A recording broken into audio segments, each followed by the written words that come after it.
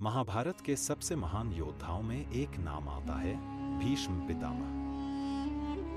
उनका असली नाम था देवव्रत। वो हस्तिनापुर के महाराज शांतनु और गंगा देवी के पुत्र थे। बचपन से ही देवव्रत ने वेदों, अस्त्र शस्त्रों और धर्म का गहन अध्ययन किया था। समय बीता और एक दिन महाराज शांतनु को मछुआरे की पुत्री सत्यवती से प्रेम हो गया।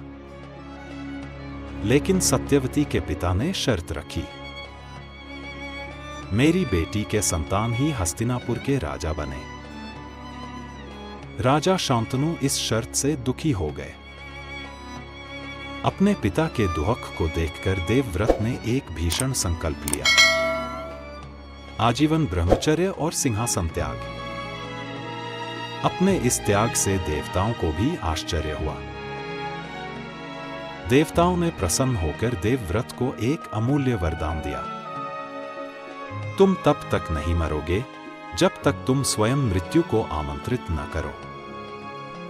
इस महान प्रतिज्ञा के बाद देवव्रत को भीष्म की उपाधि मिली, क्योंकि उन्होंने भीषण व्रत लिया था। महाभारत युद्ध के दौरान भीष्म ने कौरवों की ओर से युद्ध लड़ा। वो इतने शक्तिशाली थे कि उन्हें हराना असंभव था। आखिरकार अर्जुन ने शिखंडी की आड़ में भीष्म पर बाणों की वर्षा की। भीष्म शर्षण्या पर गिर पड़े, परंतु उन्होंने तब भी प्राण नहीं त्यागे। भीष्म जानते थे कि सूर्य के उत्तरायण काल में मृत्यु को प्राप्त करना मोक्ष के लिए श्रेष्ठ माना जाता है।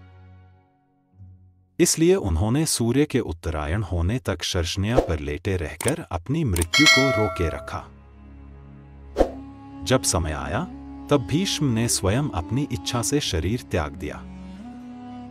उनकी मृत्यु, उनके वरदान और उनके अद्भुत त्याग ने उन्हें अमरता का प्रतीक बना दिया।